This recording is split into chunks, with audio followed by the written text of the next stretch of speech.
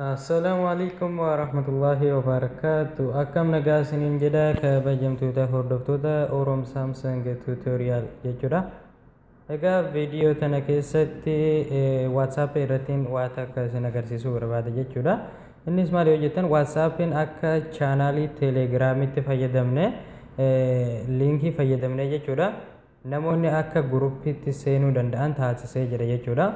Kana jechuun linkii guruppii keenya baafne namootaaf ergina yookaan immoo bakka garaagaraatti poostii goona, fakkeenya Facebook fa'aa ta'uu danda'a, Twitter fa'aa ta'uu danda'a.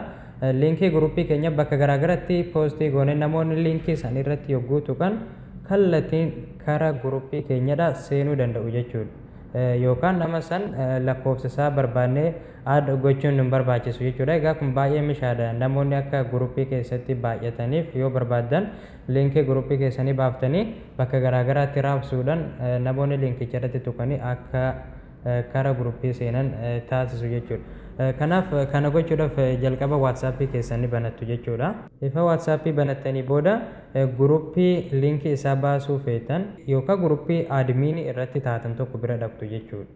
Fakkeenyaaf guruppii kana irratti ani adminiidha yoo jenne guruppii kana irratti tuquudhaan asitti add participant kan jedhu ni jira jechuudha. Isa kana ni tuqna. Sanbooda jalqaba irratti invite to group via link kan jedhu ni jira. Isa irratti ni tuqna. Sanbooda send link via WhatsApp jedha. Yoo linkii guruppii kana WhatsApp namootaaf erguu feene send link via WhatsApp kan jedhu kana irratti tuqna. Kan lammaffaarra jiru copy link kan jedhu kuni yoo isa irratti tuqne linkii guruppii kana copy godhanna jechuudha. Share link kan jedhu bakka garaagaraatti share gochuu yoo feetanii jechuudha. Fakkeenyaaf amma ani linkii kana copy godhu waan hin fedheef copy link kan jedhu kanaan tuqee copy godha jechuudha. Itti aansuudhaan of duuba deebineeti linkii amma copy godhanne kana nama barbaanneef ergine jechuudha. Fakkeenyaaf amma ani nama kanaafin erga jechuudha. Yoo erguu feene bakka barreeffama itti barreessinu kana bakka qullaa kana sakandii lamaaf gadi qabneeti paste kan jettu tana tuqna jechuudha. Itti aansuudhaan linkiin guruppii sanii asitti nuuf baha jechuudha. Mallattoo seendi tuqne haala kanaan itti erginaa jechuudha. Egaa amma linkii kana namichaaf erginee jirra. Mobaayila namichaa bira dhaqeetiin namichi sun akkamitti linkii kana fayyadamee karaa guruppii kanatti seenuu akka danda'u isin agarsiisa jechuu na waliin tura. Egaa akkuma agartan mobaayila namichaa bira dhufe yoo jenne jechuudha.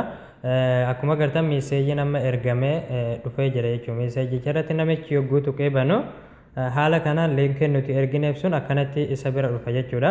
Inni linkii kana irratti tuquudha jechuudha yookaan join group kan jedhu kana tuquudha jechuudha. Fakkeenyaaf yogguu irratti tuqe haala kanaan ammallee join group kan jedhu kana ni tuqa. Itti aansuudhaan haala kanaan namichi sun linkii fayyadamee karaa guruppii kanatti seenee jira jechuudha. Nagaan keessatti hirmaachuu danda'a jechuudha. Egaa haala kanaan isinillee linkii guruppii keessanii yookaan guruppii adminii irratti taatan linkii isaa baasuudhaan bakka garaagaraatti poostii godhuudhaan namootaaf erguudhaan namoonni akka guruppii keessatti baay'atan taasisuun ni danda'ama jechuudha. Waan baay'ee gaariidha. Amma booda add na godhi wanni jedhamu hin jiru jechuudha. Baay'ee galatoomaa isiniin jedha. Nagaan tura.